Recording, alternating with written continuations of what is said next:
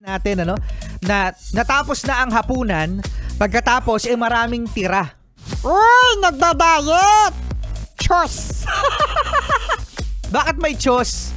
Kasi hindi naman talaga nagda-diet yan, kaya hindi niya naubos. O bakit? Kasi hindi masarap. Hindi raw masarap kaya hindi naubos, kala daw diet. Alam niyo mga bes, ang isa sa pinaka very rewarding feeling ng mga nagluluto ay yung nauubos ang kanilang inihandang pagkain, ang kanilang niluto. Promise mga bes, kapag na-appreciate nyo yan, magluluto sila ulit. Magluluto sila ulit.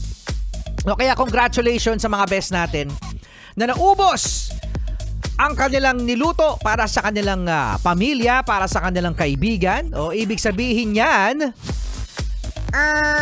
masarap? yung kakasabi lang natin O kaya naman gutom. Kasi tandaan nyo na lahat ay masarap sa taong gutom. May point nga, no? Pero totoo yun mga bes.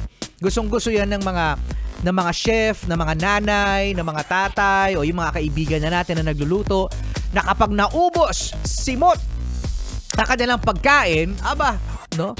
Masasabi mo na, nakakawala ng pagod, no? Kasi nagustuhan nila ang luto mo.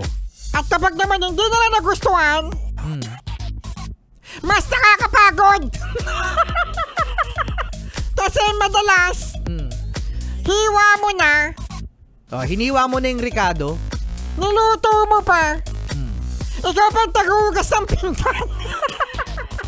Ikaw pa tagugas ng pinggan? Oo, no?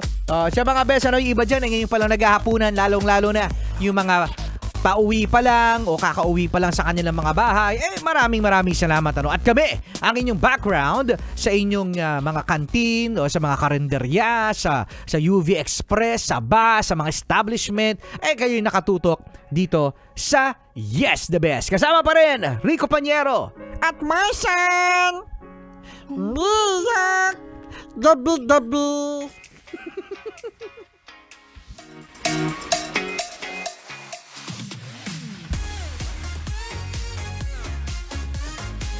7:41. Yes, the best.